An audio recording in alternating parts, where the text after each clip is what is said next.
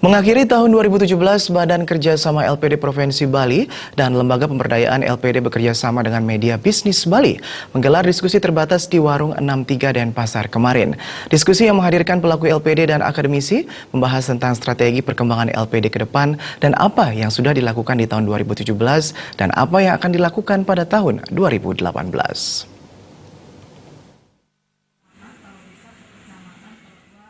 Menurut Ketua BKS LPD Provinsi Bali, Nyoman Cendekiawan, LPD yang merupakan lembaga komunitas milik desa adat harus kita jaga dan dukung bersama untuk pengembangan ekonomi kerakyatan yang ada di pedesaan. Untuk mengkoreksi dan mengevaluasi kekurangan LPD selama tahun 2017, BKS LPD Provinsi Bali dan LPD bekerjasama dengan Media Bisnis Bali menggelar diskusi terbatas yang membahas tentang strategi perkembangan LPD ke depan. Cendekiawan menjelaskan sudah 33 tahun keberadaan LPD untuk membangun Bali dan terus berlanjut untuk menjadi tumpuan masyarakat Bali untuk mengembangkan entrepreneur di pedesaan dalam upaya untuk peningkatan ekonomi kerakyatan di pedesaan. Untuk meningkatkan persaingan antar LPD, menurut Cendekiawan perlu adanya peningkatan kualitas SDM dengan melakukan pendidikan dan pelatihan yang merupakan tanggung jawab akademisi yang mendukung keberadaan LPD selama ini. Tentu ini adalah lembaga komunitas milik Desa Pekraman yang mesti kita jaga bersama-sama untuk pengembangan ekonomi kerakyatan yang ada di pedesaan.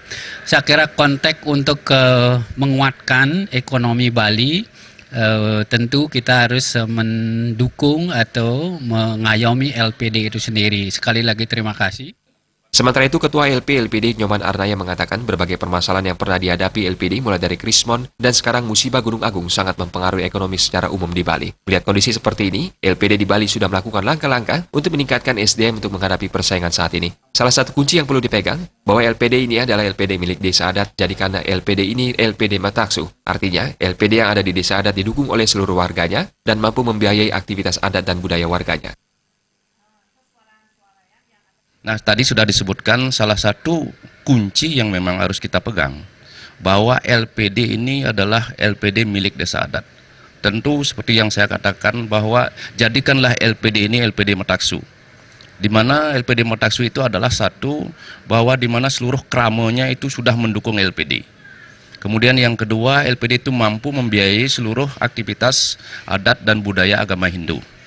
Nah, dengan demikian kami sangat yakin LPD itu bisa tumbuh dan berkembang, karena itu kekuatannya ada di sana.